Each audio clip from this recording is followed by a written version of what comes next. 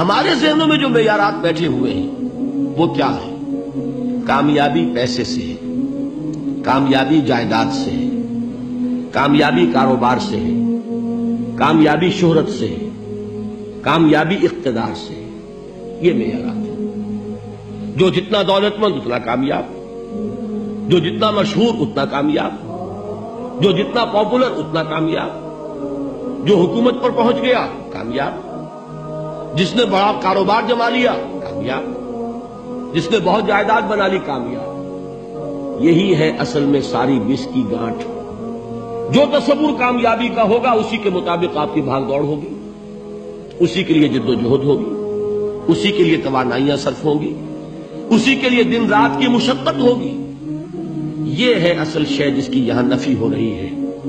کامیابی دولت سے نہیں، کامیابی شہرت سے نہیں، کامیابی اقتدار اور طاقت اور حکومت سے نہیں، بلکہ کامیابی ہے ایمان سے، عمل صالح سے، تواصی بالحق سے، تواصی بالصبر سے۔ آپ غور کیجئے اس نقطہ نظر کا، اس ایٹیچیوڈ کا، یہ جو مینٹل ایٹیچیوڈ ہے، اس کا بدل جانا ہی انسانی شخصیت کے اندر انقلاب برپا کرے گا۔ اب آپ کا نتیجہ کیا نکلا؟ اگر تو دولت سے کامیابی ہوتی تو قارون بہت کامیاب تھا، اگر حکومت سے کامیابی ہوتی تو فرعون اور نمرود بہت کامیاب تھے۔ کامیابی ان سے نہیں ہے۔ کامیابی انسان دولت میں قارون کی دولت تک پہنچ جائے اور دنیا میں دبدبہ اور اقتدار اور سلطنت اور حکومت کے اعتبار سے وہ نمرود اور فرعون کا مقام حاصل کر لے، وہ ناکام ہے، خائب ہے، خاسر ہے، برباد ہے۔ اور ابو ذر غفاری کامیاب ہے، چاہے ان کے پاس کچھ نہیں تھا، جھونپڑی تک نہیں تھی، کوئی گھر نہیں تھا۔ حضور نے فرمایا ہے اللہ کے کچھ بندے ایسے ہوتے ہیں جو کسی محفل میں جانا چاہیں تو انہیں اجازت نہ ملے، جو کہیں اگر رشتہ کرنا چاہیں کوئی ان سے رشتہ کرنے کو تیار نہ، کہیں کوئی سفارش کرنا چاہے تو ان کی کوئی بات ہی نہ سنے۔ لیکن اللہ کے ہاں ان کا وہ مقام ہے کہ اگر بھولے سے بھی کسی بات پر قسم کھا بیٹھتے ہیں تو اللہ ان کے قسم کی لاج رکھتا ہے۔ یہ ہے فرق، یہ جان لیجیے اچھی طرح۔ اس بات کا مان لینا آسان، اس پر سبحان اللہ کہنا آسان، لیکن اس کے مطابق آپ کے اپنے ذہن کا بدل جانا بہت مشکل، اس لیے کہ ہم متاثر ہوتے ہیں اپنے ماحول سے۔ وہ بڑا محل ہے، دیکھ کر ایک دفعہ جھجری آتی ہے، وہ بڑی سی 20 فٹ لمبی کار سناٹے کے ساتھ آپ کے پاس سے گزر گئی۔ ایک دفعہ اعصاب کے اندر ارتعاش ہوتا ہے، محسوس ہوتا ہے بڑے یہ نصیبے والے لوگ ہیں، بڑے خوش نصیب، بڑے کامیاب، حالانکہ کچھ معلوم نہیں کہ یہی سب سے بڑی بد نصیبی ہو سکتا ہے کہ یہی سب سے بڑی ناکامی ہو۔ اگر ذہنوں میں یہ بات بیٹھ جائے کامیابی کس شے سے، یہی وجہ دیکھیے قرآن مجید میں بارہا آپ دیکھیں اولئک ھم المفلحون، یہ ہے لوگ کامیاب ہونے والے۔ آج ہی آپ نے نماز میں وہ آیات سنی، یا ایھا الذین آمنوا ارکعوا واسجدوا واعبدوا ربکم وافعلوا الخیر لعلکم تفلحون۔ اے ایمان والو، رکوع کرو، سجدہ کرو، اپنے رب کی پرستش اور بندگی کرو اور اچھے کام کرو تاکہ تم کامیاب ہو جاؤ۔ تو کامیابی کن چیزوں سے ہے؟ یہ ہے سب سے بڑا سبق۔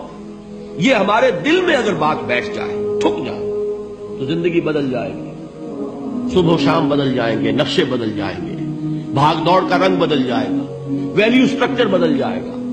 آج وہ ایک چیز نہایت اہم نظر آ رہی ہے، کل نہایت غیر اہم نظر آئے گی۔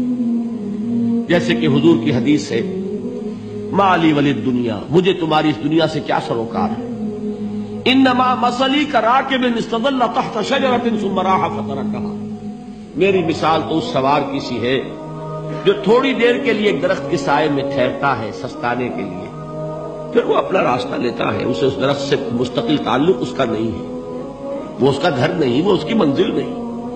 اسی طرح یہ دنیا میرا گھر نہیں ہے۔ اب دیکھیے ہم کہتے ہیں انا للہ و انا الیہ راجعون، ہم تو مسافر ہیں، ہم اللہ کے پاس سے آئے، اللہ کی طرف ہمیں لوٹ جانا ہے۔ کن فی الدنیا کانک غریب و عابر سبیل، حضور فرماتے ہیں دنیا میں ایسے رہو جیسے کہ تم اجنبی ہو یا راہ چلتے مسافر، لیکن یہ طرز عمل کب ہوگا؟ جبکہ یہ آیت ہمارے ذہنوں کے اندر بیٹھ گئی ہو، والعصر ان الانسان لفی خسر الا الذین آمنوا وعملوا الصالحات وتواصوا بالحق وتواصوا بالصبر۔ یہ ہے اصل بات جو میں نے عرض کیا تھا کہ میں بتاؤں گا صحابہ کیوں ایک دوسرے کو یاد دلاتے تھے۔